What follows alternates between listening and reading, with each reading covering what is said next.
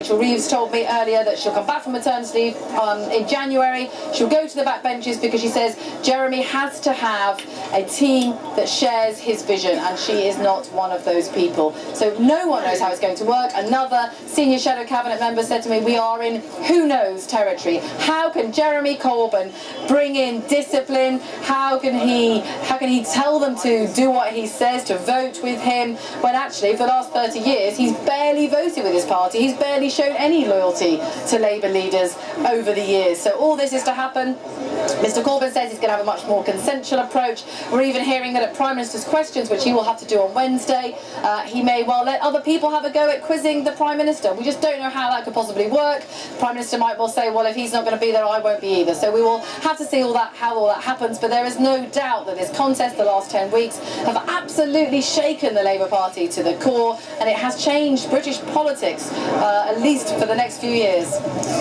Vicky, we're just hearing, in fact, that we're going to have an interview with Jeremy Corbyn in about 5 minutes from now, so we will hear something and some of his first reaction. I suppose on a human level, a personal level, it would be so interesting to find out just how shocked he is, because this is a man who was persuaded a few months ago to join this contest because there was a section of the party that felt that its views needed to be represented, that more left-wing views needed to be quite rightly discussed as part of the debate. And now, here he is, the leader. Yeah, and it is very difficult to explain to people how incredible this is. A man who's been on the backbenches for more than 30 years, really pursuing his own often controversial causes. He has never held a job in the top of the party. He's never been a minister. He doesn't have that experience. But I think obviously as this wore on, in the beginning, of course, he couldn't even get on the ballot paper with genuine supporters. He had to have votes lent to him. As it's gone on, of course, obviously has dawned on him that he might well win, although even 3 days ago when I spoke to him in the House of Commons, he said it had occurred to him that even at these rallies where there were thousands of people turning up, he did think, well, actually, are these people actually just here to see me, just to get in on the action for a bit, or are they genuine voters and supporters? Turns out that they were. He's now leader of that party. I mean, what's interesting that as a character, he's quite a gentle person. He's not a rabble-rouser in that sense. He's not a George Galloway type of figure, and he may well want to reach out and try and keep that party together. The question is whether those around him, whether those who now feel that they've got their party back, if you like, people who left Labour under Tony Blair, who walked out in protest at the Iraq War, they're maybe back here now. Will they allow him to try and make and build those bridges with the party? We just don't know if that's going to work out like that.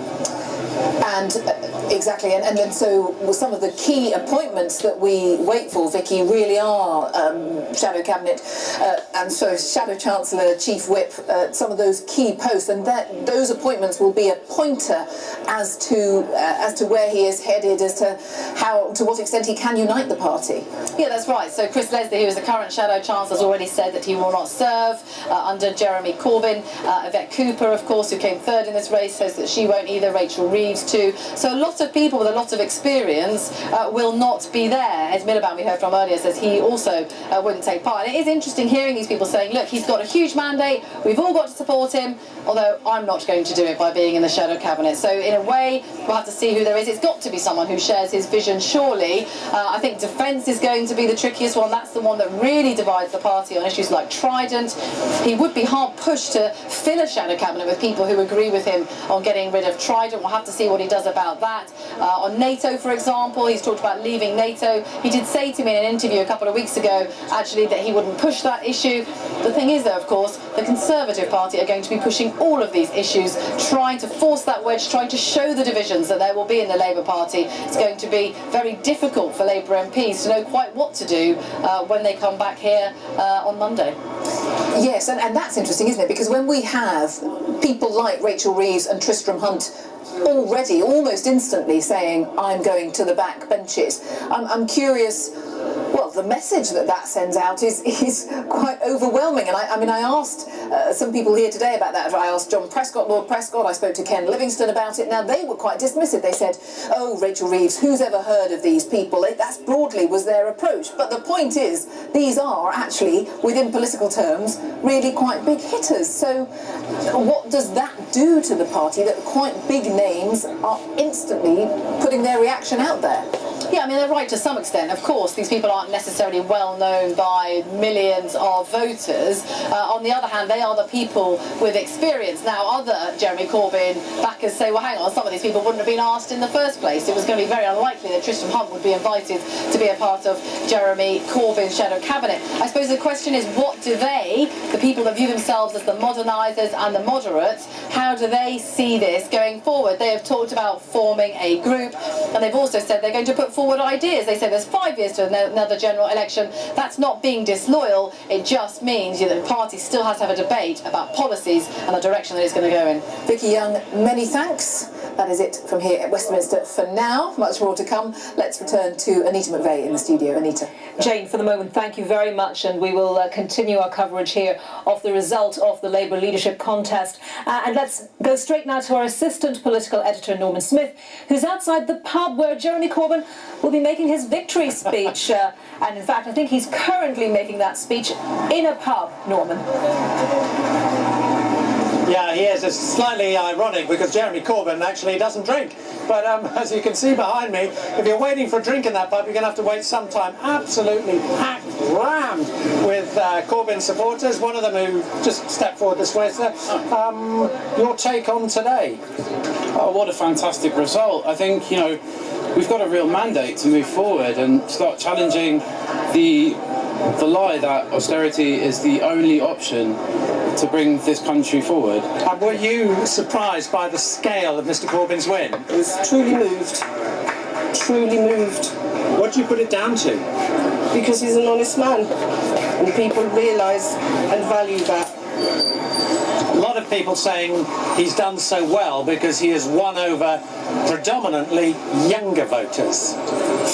There is an element of that, but there is also a massive element of people who've rejoined the party after abandoning it for 10, 20 years.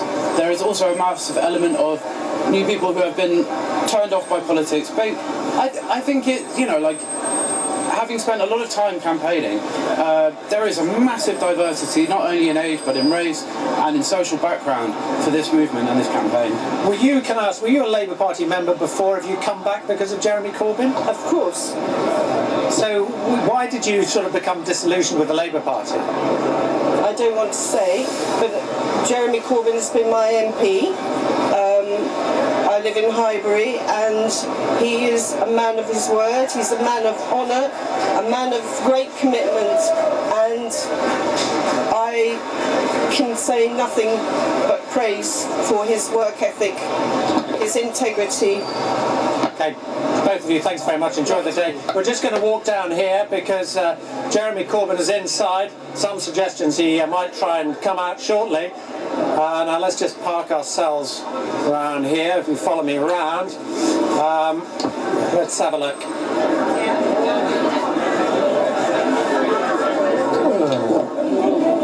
Okay, I think there's limited chance of getting in if I'm if I'm honest. It's absolutely round packed in there. You can see here. Let's just go down here. See if Jeremy's coming out here. Yeah, there comes Jeremy Corbyn. He's coming out now. See if we can see him just there, going into the taxi, surrounded by people again. Probably going now to, I would suspect, Parliament Square, where there's a rally for refugees, which the staff said he would go to after, if he was victorious. So I think that is going to be his next stop. There goes Jeremy Corbyn. I don't know if that's the first time he's visited a pub in a long time, because as I say, he's not a drinker. From here, I suspect the next pick-up point for Jeremy Corbyn will be in Parliament Square, where significantly he's going to address that refugee rally. After that, I'm told, he is going to go to Labour Party headquarters to talk to party officials to reassure them that he wants to create a broad church, that they will be welcome in the party, they don't have to abandon ship. And after all that, I'm told, he will go home and start the really torturous process of trying to put together a shadow cabinet. And that is going to be an absolutely critical moment. The shape of the shadow cabinet he puts together. Already, some people have said absolutely not, they won't serve. Rachel Reeves has said she won't serve. Chris Leslie has said he won't serve. Interesting, a lot of people are wobbling, though. I spoke to Chris Bryant. He said his instinct was that he might serve if he was asked. And I think there's a lot of Labour people who are thinking, OK, didn't vote for this guy, but let's cut him some slack. Let's try and see what sort of Labour Party he puts together, and if he's willing to create a broad church, then let's join in. So I think that first he will get a degree of flexibility by people willing to see whether he is indeed going to create that broader Labour movement. OK, Norman, top marks for trying to get into that pub anyway. Norman Smith there for us. Well, let me just tell you that we think Jeremy Corbyn is going to be speaking at approximately 4 o'clock at that rally in support of refugees in Parliament Square. We will, of course, bring that to you. Right now, though, let's get some reaction to all of this from Scotland. Our Scotland political correspondent Andrew Kerr is there. And Andrew, we've already seen the new Scottish Labour leader warmly welcoming the news that Jeremy Corbyn is the new Labour Party leader. What other reaction have you been able to gauge there in Scotland? Yes, Anita, well, first of all, from Team Corbyn here in Scotland, they are absolutely delighted, over the moon at the news that Jeremy Corbyn won that astounding victory, really. Jeremy Corbyn was campaigning here in Scotland during the summer months, of course. Many people packing out those meetings, as happened across the United Kingdom.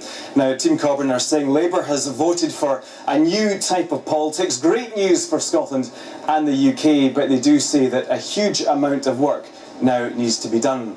You mentioned Kezia Dugdale, the Scottish Labour leader. Well, she has been giving her reaction, saying she's pleased at the news too, but looking in social media, her appearance there was criticised. Some people saying she had a rictus grin, some people saying her appearance there was rather wooden, because of course you might remember that during the campaign she had said a Corbyn victory would leave Labour carping on the sidelines, and she said at the time during the campaign that he had to convince her that he could make a good Prime Minister. When I was speaking to her yesterday, she did say that he would be a credible Prime Minister, and she's looking forward to welcoming him to Scotland soon. And of course, with Corbyn politics, anti-austerity, anti-Trident, it will be very interesting to see if he might win over some of the people who voted yes in last year's referendum back into the Labour fold. Now, very interesting reaction, of course, from the First Minister of Scotland, Nicola Sturgeon. She congratulated Mr Corbyn. She wants a progressive anti-austerity alliance with him, and she's pressing him to join with her 56 MPs at Westminster as soon as possible for an anti-Trident renewal vote. So the anti-Trident bloc might be quite a powerful one at Westminster. But she makes a very, very interesting point. She says the Labour Party is bitterly divided. And of course, thinking of that, well, you wonder if Labour can win in 2020, which might be good news for her. Another 5 years of a Conservative government. That might mean another independence referendum coming down the line. Let's get some more reaction now from Henry McLeish, the former First Minister of Scotland, a Labour First Minister. Mr McLeish, thank you for joining us, and just your reaction to the Corbyn victory. Well, it's been an extraordinary political contest and quite a remarkable result. And I think, like many supporters, many Labour Party members, you know, the party's always been a broad church, a coalition of interest. I think Germany will seek to build a coalition of interest, and nothing will be gained by him taking an exclusive kind of overt left-wing position on everything. I think he'll reach out, and if he does, then I think there'll be dividends down south. England is very different, and of course there will be dividends in Scotland. So in that sense, people should rally around this opportunity. It's a new era. I would also give a warning to those who are self-indulging by saying they won't do this, they won't do that. They are actually confronting Labour Party democracy. They may not have liked the system, it's delivered a result, and I think north and south of the border, it's a good way for us to go forward. But do you think that Jeremy Corbyn could be a credible Prime Minister, credible candidate to be Prime Minister of the United Kingdom?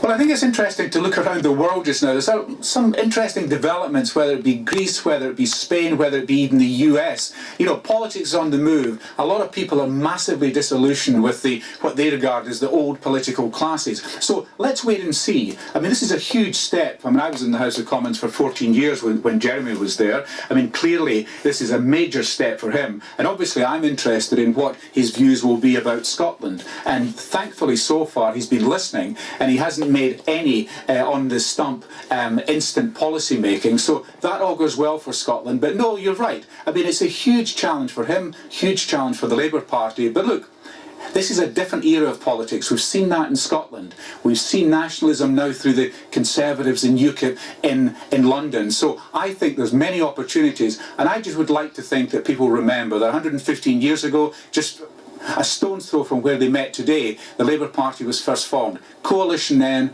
principled then, and I think if Corbyn does the right thing, he can garnish a lot of support in Scotland, stop the hemorrhaging of Labour voters to the SNP, work with us to get an alternative to the current position on devolution, push for Home Rule. If he can do all of these things, listen, take Kezia Dugdale into his confidence, then I'm sure Kezia will want to retain her distance in terms of being a kind of more independent party, but working with the sister party down south to make sure we can make progress. Henry McLeish, former First Minister of Scotland, thank you very much for joining us. And Anita, of course, Labour don't face their first electoral test in Scotland at the 2020 general election. We've got one here in May at the Scottish Parliament election. Interesting to see if there'll be a Jeremy Corbyn bounce. Anita, back to you. Andrew, thank you very much. Andrew Kerr there in Glasgow. Well, let's go to Westminster now, where we're joined by the Conservative Work and Pensions Minister, Priti Patel. A very good afternoon to you. What are your thoughts on Jeremy Corbyn's election? A landslide victory for him? Well, what we have seen through the election of Jeremy Corbyn is that Labour are now a serious risk to our national security, to our economy and to your family stability as well, whether that's through weakening our defences or weakening our economy as well through increasing taxes, taxes on earnings, more debt, more borrowing, all of which of course will hurt working people. Those are almost exactly the same words used by your colleague, the Defence Minister Michael Fallon, a little earlier when he was asked for his reaction. Looking at comments from some of our viewers coming in and reacting to Mr Fallon earlier, they're saying that the Conservatives are trying to scaremonger over this. Well, on the contrary, I mean, this is a serious moment, and as Conservatives, we are focused on delivering what we outlined in the general election, our manifesto commitment, which is securing more opportunity, more jobs, more growth for people across the country. And that is our job in government, and that's exactly what we will continue to do. Are Conservatives perhaps nervous, frightened by this groundswell of support for Jeremy Corbyn and what he represents? Are you worried? Well, look, what I would say is that what we've seen through the election today of Jeremy Corbyn is that Labour do pose a serious risk to our country on defence, on our economy, and when it comes to families as well, and working people in particular. We are the party in government that is securing a better future for the country through reform when it comes to getting the debt down, sorting out our economy, and certainly in my role as well as Employment Minister, working hard to secure a better future for the public and securing more jobs and economic growth. Will you perhaps be seeking to secure the support of Labour members of Parliament for some votes where those members of Parliament are opposed to Mr Corbyn? You know, there's been discussion already today about perhaps another vote on air attacks in Syria and whether Labour MPs would vote with the Conservatives on that. Well, look, I think when it comes to very serious and significant issues such as Syria, of course, that is about commanding support across the House of Commons, and that is something that the Prime Minister has been very clear about. But I think, again, I say today that this is a serious moment. As Conservatives in government, we are focused on delivering a better future for the British public. And, of course, this is a serious time in terms of the risks that the Labour Party now pose when it comes to national defences and our economy and the security of working families across the country. OK, Priti Patel, thank you very much for your time this afternoon. Now, we just want to bring you a little taster of what Jeremy Corbyn had to say a few minutes ago. You may have seen him, or at least the top of his head, in the scrum as he left a pub in Westminster a few minutes ago. Well, let's just have a little taster of that interview. It's not the full interview yet, but it will give you an idea of what he's been saying about his victory.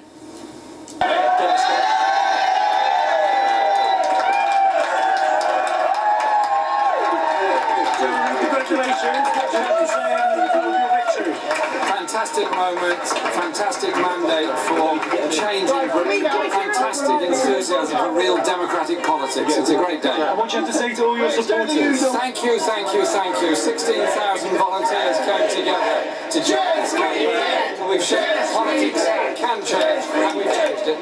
Were you surprised at the sheer majority? I wasn't a bit surprised at how big it was, but clearly we got support along the way, and the size of the rallies and meetings we've held has been so fantastic that it's great. There's been so many magic moments. 2,000 people in the Armouries one Saturday night in Leeds, big rally in Glasgow, again on that occasion on a Friday night, 2,500 in the Camden Town Hall, with young people trying to climb in through the windows to get to a political meeting. That shows how politics has changed.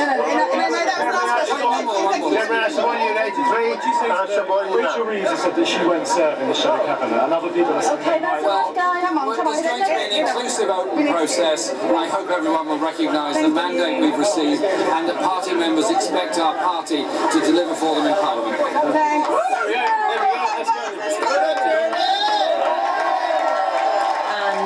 At that point then, Jeremy Corbyn walked into the pub to address supporters some more. We will of course be telling you more about what he had to say very soon. I think we're getting some more pictures. Just recorded earlier on outside that pub again, whereas where you may have heard Norman Smith saying quite an unusual venue for him, as Jeremy Corbyn doesn't drink. But we'll be bringing you more of what he had to say to supporters later on. Also, he's expected to talk at that refugee rally in Parliament Square around 4 o'clock. We'll bring that to you as well. But let's move away from politics for just a moment, and it's time to take a look at the weather forecast now with Stav Daneos. Hi, Stav. Hi there, Anita. Thanks very much. Well, the weather's sadly turning quite autumnal over the next week or so. We've had a band of rain spreading northwards overnight through this morning across the country, and following on behind some pretty hefty thundery downpours across northwest England towards northern England as well. But lots of sunshine as well, and pretty decent temperatures in the southeast, around 21, 22 Celsius. This evening and overnight we lose that wind and rain band across northern areas. It still stays quite blustery across western Scotland with a few showers, across Wales and the southwest of England too. But central eastern areas actually a dry night with clear spells. May turn fairly chilly underneath clear skies in raw spot places, maybe a little mist and fog as well. For Sunday though, central eastern areas after a fairly cool start, enjoying a nice day actually, lots of sunshine, further showers across parts of the north and the west, and the next area of low pressure beginning to make inroads across the southwest corner. A few heavy, maybe thundery showers later on in the day across the southeast, and temperatures generally around the mid to upper teens Celsius. Now the week ahead is looking certainly unsettled. We'll see loads of areas of low pressure moving and bringing lots of rain. It will be quite windy as well, with gales in places, but some sunshine too. Won't be a complete washout. I'll be back in half an hour with the more detailed weather.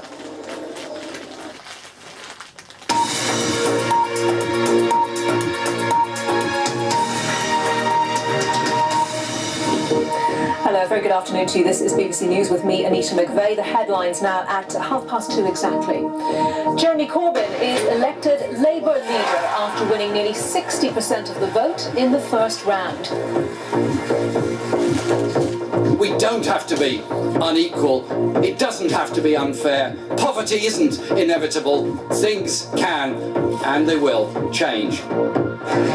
Tom Watson is elected as the party's deputy leader and pledges his full support to Mr Corbyn. Former leader Ed Miliband has given his reaction to the result. I'll be offering Jeremy Corbyn my support, and I hope people across the party do so too. I hope also, and I expect him to do this, that Jeremy reaches out to all parts of the party.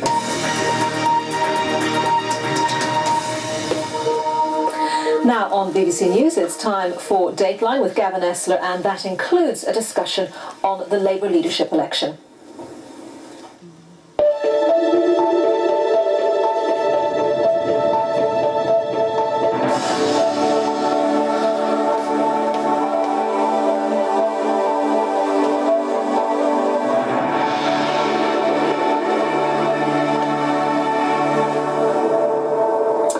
And welcome to Dateline London. The leadership of the Labour Party. How can the party's wounds be healed? And would it be a good idea to ask, what is Labour actually for in the 21st century?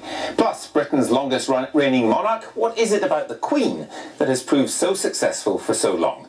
My guests today are Eunice Goes, who's a Portuguese writer, Thomas Keelinger of Die Welt, Steve Richards of The Independent and Janet Daly of The Sunday Telegraph. Good to see you.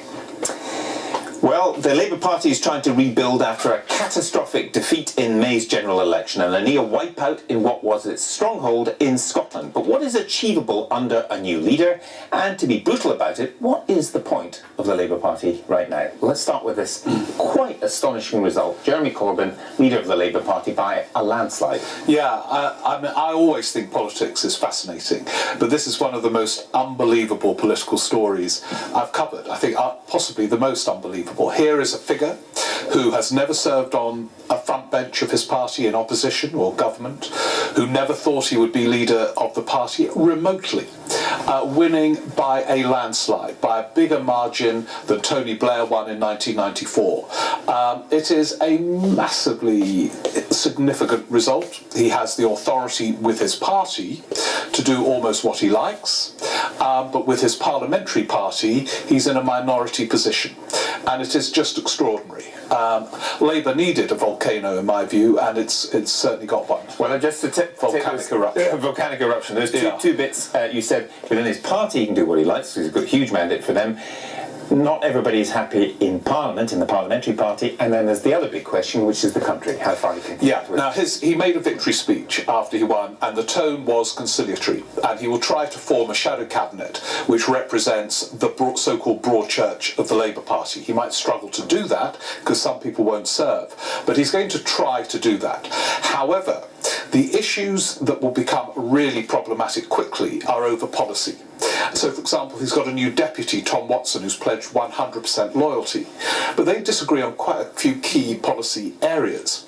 And Cameron and Osborne are going to present one vote in the House of Commons after another, where these divisions are fairly pivotal. Renewal of Trident, military action in Syria, some welfare issues, trade union and trade union reforms coming up very, very soon. So the problem always in politics in the end is not actually about presentation and all the rest of it, but it's about managing a party. He's had no experience of doing so, and he's about to be tested big time, and it's over these policy issues, I think, where the tests will. And never mind the media howl round, which will now follow because the scrutiny will be huge. But do you see, just to put this in a European context maybe, do you see this as sort of like the Podemos moment or the Syriza moment, where in other words, in those cases separate parties in Spain and Greece, but where a traditional social democratic party has found its vote collapsing and has gone to the left?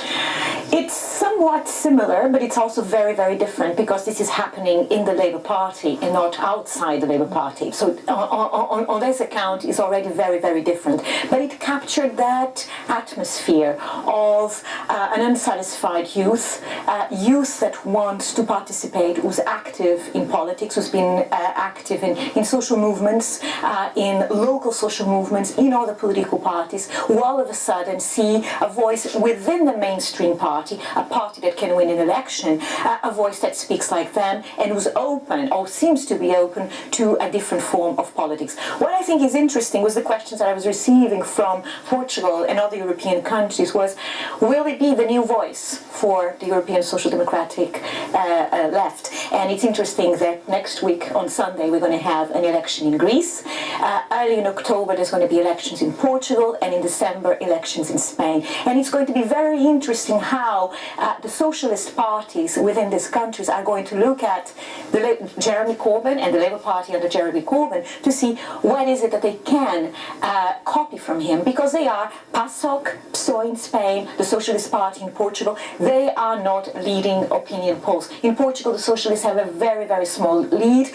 In Spain and in Greece, the socialist parties are completely destroyed. I think permanent opposition is a real possibility. So they are looking, and they will look at Jeremy Corbyn as a kind of hope. Now, the big problem, as Theo has said, is how Jeremy Corbyn is going to manage the parliamentary party. It's not that he has the right of the party that doesn't want to do, was furious, and you see them on Twitter having heart attacks, completely apoplectic with the result, but also so many Labour MPs who said, I never had a chat with Jeremy Corbyn. He never attended a parliamentary Labour Party meeting. Who is he?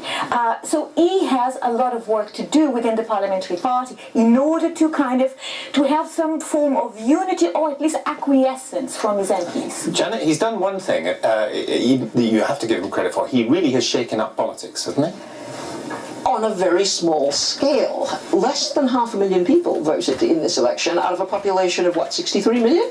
The point about Jeremy Corbyn is that this secular sect, this evangelical sect, represents such a tiny minority of the population as a whole. This is a sign, really, I hate to sound churlish about this, not of the rejuvenation of interest in the Labour Party, but of the contraction of it. It's now become a minority within a minority within the kind of left liberal consensus. That it's a sign that the general population has fallen away. The great mass of working class and lower middle class people who used to support the Labour Party are no longer actively participating, and even the youth vote, it's a small minority of the youth. There's been extraordinary opinion polling over the last year that shows generally the political position of the young is moving to the right on all kinds of issues, on the economy, on Europe, and suddenly there's this kind of passionate but very tiny section of the population who have been invigorated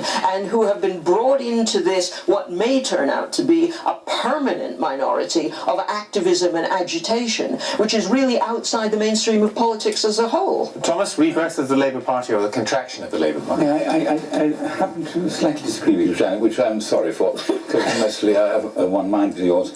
It's not a contraction. If you've been to some of his rallies, people came to flock to him, and there was always not enough room to accommodate them all. They didn't all vote for him. So the result of the participation of the vote, to me, is not a reflection of it. I think the support for him is much broader than we might think around the table that you happen to think. I once recently studied Winston Churchill in the early years when he was Home Secretary, and together with Lloyd George, he promoted his social programs and virtually inaugurated the welfare state. And Churchill talked about the left-out millions. Mm-hmm. And there is a sense you get in current Britain of the left-out millions who are suffering under the regime of austerity, which the majority of the bourgeois middle classes suffer with gritted teeth. But there is a rebellion in the land about that you can't access housing. There's no more hope for the young to ever possess a piece of real estate. Social services are being cut. And don't underestimate this. Can I just make one point about the youth thing? I was a youthful left-wing activist, and I remember very well that this was a social bonding thing as much as anything else. There's a kind of shared enthusiasm that is more of a adolescent social thing than an actual basis in political conviction. That's how the trade unions were created, Janet. I think it's not just youthful enthusiasm. But this was how trade unions, which were a massive organizations at the end of the 19th century, 20th century, and this empathy is very important because it's through this empathy and social organisation. The trade unions, that is the issue that you raised at the beginning. What is the Labour Party for?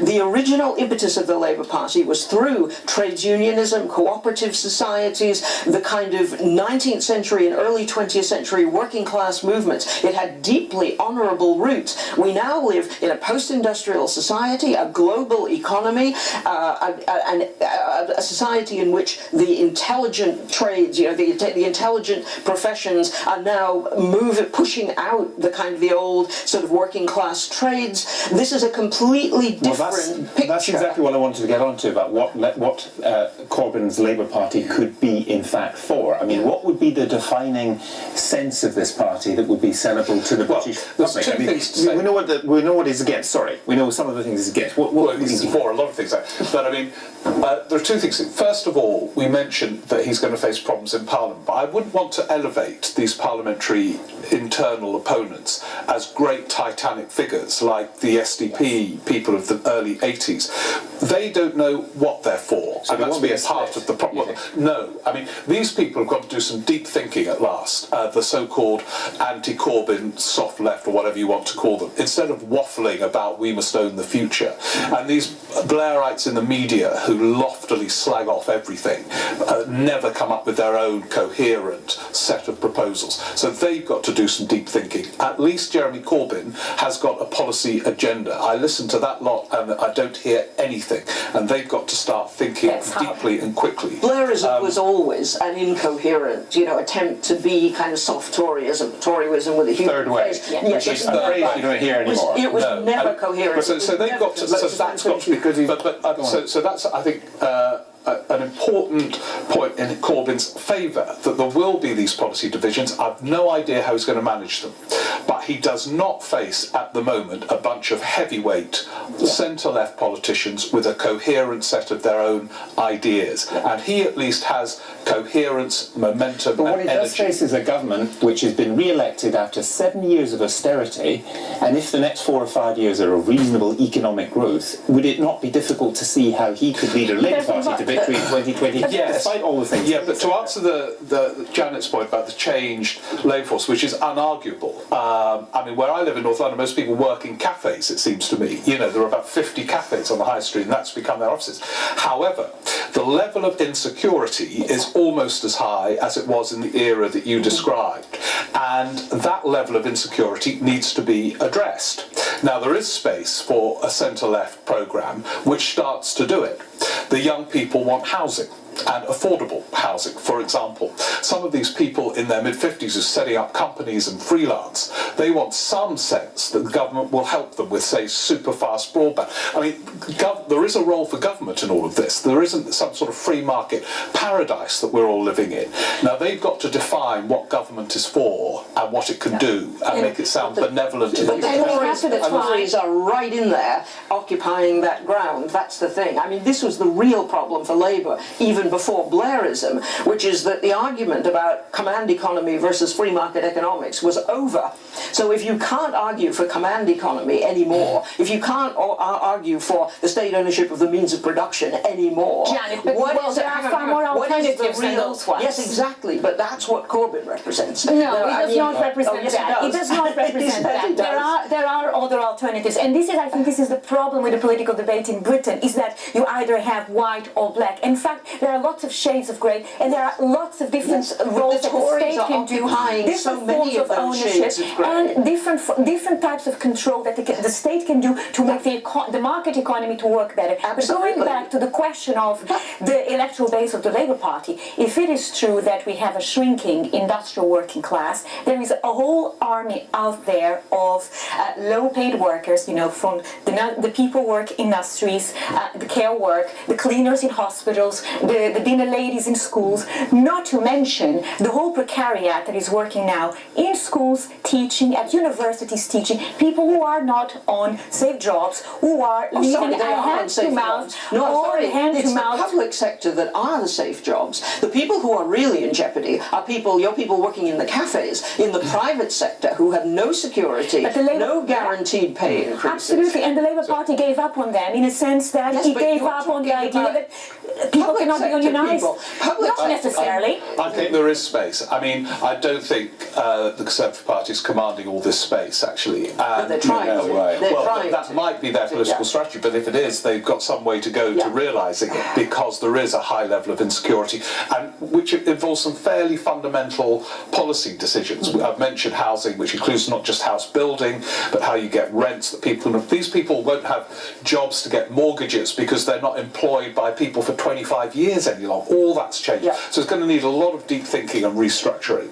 Now, Jeremy Corbyn is someone who is, who's going to be over 70 by the time in the next election, and is still rooted to some extent in the 80s, although I think he will show a flexibility in his thinking in the coming months. Let's see. So he's not the ideal figure to lead this, but at least he has a programme. Let me bring in Thomas on this, because one of the things I talked to a leading member of the Labour Party recently, who was pointing out that their research about who votes UKIP, in a nutshell, 4 million people who vote UKIP, many of them would tend to have been core Labour voters. How do you win them back? Do you win them back on a programme in which the leader of your party, for instance, is very sceptical about NATO, perhaps wants to get out of the European Union, which very pro-immigration, and those kind of things, some of which have been blown up to be smears in the press, Mr Corbyn's supporters would say, but others which are things he's argued about for decades. I think on the face of it, it doesn't look probable that he can win anyone back on the issue of those, on the platform of those issues. But I think the majority interest in this country is for home topics, for domestic problems. And the term I come back to is the left out millions. We all agreed around this table that there is a rather tenuous living platform for millions of people, despite the Tories covering the central ground. But it's a very fragile coverage. And when Gavin talks about the growing economy, that growth is also rather fragile. Yeah. It is lots. It's not for everyone either. It's not for everyone at all. And so I think he is going to be a thorn in the flesh of the establishment to define their policy more clearly and make it appear more in tune with those people who demand a better life for themselves. That issue of being a thorn in the side of the establishment is a recurrent theme in almost all the developed countries now. In the United States, it's taking a right-wing form with Donald Trump. Anybody who looks like not a professional politician is benefiting from it. There's a sense that professional politicians have become a closed club, that this is a game for professionals, that they talk their own language, they talk only to each other, and I think he's benefiting from that in a way that has very little to do with his actual ideological Would you agree that it's fair to say that it would be a terrible mistake to underestimate Jeremy Corbyn after what we've seen over the past 3 months? Well, you're joking on it, but you kind of agree. It's one of those classic things where, in retrospect, you can see that it sort of makes sense with what happened in Scotland, you know, after the referendum, with UKIP winning that European election the summer before last. You know, it is partly, as Janet has identified, there is an anti-politics mood that produces all kinds of things that surprise us, and then retrospectively we say, of course, that kind of makes sense. So Corbyn now sort of makes sense, even though I can hardly believe what's happened today, even though we kind of knew it was going to happen and we sort of know why it has happened. It still remains extraordinary, but it's part of this anti-politics mood which is in America as well. It's not just young people and recent supporters of the Labour Party who voted for him. I mean, he got votes in each of the sections. Absolutely, So and it was across generation. And I think the other reality that Labour has to face is that whoever would lead the Labour Party from 2015 faces a totemic task ahead, because it's not going to be easy at all. Labour lost in 2010 on all fronts.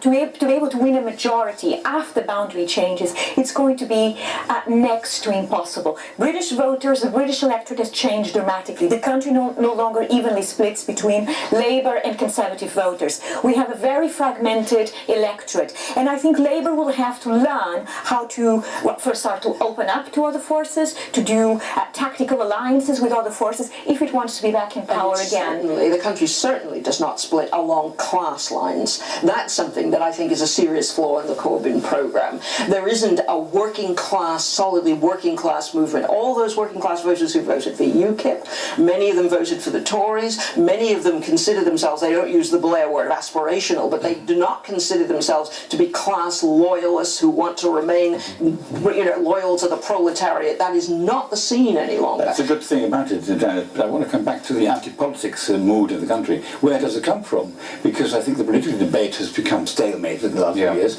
It revolves around austerity, very little thinking is being administered to what lies behind it and how many people are closed off from this. And I think he doesn't have to be oriented towards the working class. He thinks he is the head of a movement. And the movement is about those people who want better answers from the powers that be, from the government, to create a more equitable society. There's nothing wrong with Corbyn pronouncing this as his main platform. There is a sense that, yes, we need improvement. And the end of the line is not Tory government forever. No. So there will be a sharper debate. But he's arguing for improvement of a particular ideological complexion, which I think is out of step really more with working class voters than middle class ones. I think there are loads of middle class people in Islington who love Jeremy Corbyn, and a lot of of working class ones. I know personally a lot of working class ones in the north who loathe what he's saying. Well, as we continue to take the pulse of the British people, let's move on to something else, because there used to be an old joke about there being only 5 royal houses in our future: hearts, clubs, spades, diamonds, and the House of Windsor. While historically the British people have, from now time after time, fallen out of love with the monarchy now, as an institution, has rarely looked stronger than during this Elizabethan age. Why is that? How much credit